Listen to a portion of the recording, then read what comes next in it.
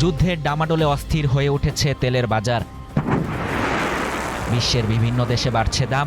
আশঙ্কা করা হচ্ছে জ্বালানি তেল রপ্তানি করতে না পেরে উৎপাদন কমাতে বাধ্য হতে পারে ইরান। তবে তেল রপ্তানি না করে ইরান অনায়াসে আগামী 2 মাস কাটিয়ে দিতে পারবে বলে জানিয়েছেন বিশ্লেষকরা। বৃহস্পতিবার এক প্রতিবেদনে এসব তথ্য জানিয়েছে বার্তা সংস্থা রয়টার্স। যুক্তরাষ্ট্র গত 13 এপ্রিল থেকে ইরানের বন্দরগুলো অবরোধের ঘোষণা করে। রয়টার্সের প্রতিবেদনে বলা হয়, ইরানের তেলের প্রধান ক্রেতা চীনের কাছে দৈনিক প্রায় 20 লাখ ব্যারেল অপরিশোধিত তেল সরবরাহ করে ইরান। তবে মার্কিন অবরোধের কারণে তা বন্ধ হয়ে যেতে পারে। ইরানের উৎপাদন বন্ধ হলে বিশ্ববাজার দৈনিক 1 কোটি 20 লাখ ব্যারেলের বেশি তেলের সরবরাহ হারাবে। এতে বাজারের অবস্থা আরও খারাপ হবে আর তেলের দাম চড়া হতে থাকবে বলে রয়টার্সের প্রতিবেদনে উল্লেখ করা হয়। প্রতিবেদনে আরও বলা হয়, রপ্তানি অবরুদ্ধ হলে ইরানকে উৎপাদিত অপরিশোধিত তেল স্টোরেজ ট্যাঙ্ক বা সংরক্ষণাগারে রাখতে হতে পারে। যখন এই সংরক্ষণাগারগুলো ভরে যাবে তখন উৎপাদন কমাতে বাধ্য হতে পারে দেশটি।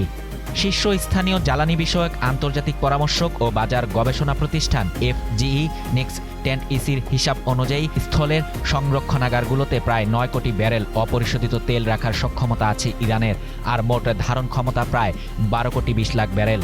এক নোটে প্রতিষ্ঠানটি জানায়, বর্তমানে ইরানের দৈনিক উৎপাদন প্রায় 35 লাখ ব্যারেল। কোনো রপ্তানি না করে দেশটি প্রায় 2 মাস এই উৎপাদন অব্যাহত রাখতে পারবে।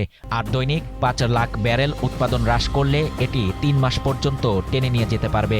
ইরানের তেল শোধনাগারগুলো দৈনিক প্রায় 20 লাখ ব্যারেল তেল প্রক্রিয়াজাত করে বলে তারা জানিয়েছে। রয়টার্সের প্রতিবেদনে বলা হয়, এসব বিষয়ে ইরানের সংশ্লিষ্ট কর্তৃপক্ষগুলো তাৎক্ষণিকভাবে কোনো মন্তব্য করেনি। পরিবেশগত গোয়েন্দা তথ্য ও ভূবিশ্লেষণ নিয়ে কাজ করা বিশ্বের শীর্ষস্থানীয় প্রযুক্তি প্রতিষ্ঠান কাইরোসের তথ্যের ভিত্তিতে জ্বালানি বাজার বিষয়ক গবেষণা ও পরামর্শক প্রতিষ্ঠান এনার্জি এসপেক্টসের অনুমান, ইরানের স্থলভিত্তিক সংরক্ষণাগারগুলোর সক্ষমতা উল্লেখযোগ্যভাবে কম, প্রায় 3 কোটি ব্যারেল। প্রায় 3 কোটি ব্যারেলের হিসাব ধরে এই চিত্র অনুযায়ী সংরক্ষণাগারগুলো ভরে যাওয়ার আগে দৈনিক 18 লাখ ব্যারেল রপ্তানি হারের ভিত্তিতে ইরান প্রায় 16 দিন বর্তমান রপ্তানি স্তর বজায় রাখতে পারবে। এনার্জি এসপেক্টসের সহপ্রতিষ্ঠাতা রিচার্ড ব্রঞ্চ বলেন, এই অবরোধ এপ্রিলে ইরানের উৎপাদনে সম্ভবত উল্লেখযোগ্য প্রভাব ফেলতে পারবে না, কিন্তু এটি যদি মে মাসেও চলতে থাকে তাহলে উৎপাদন উল্লেখযোগ্যভাবে হ্রাস করতে হবে।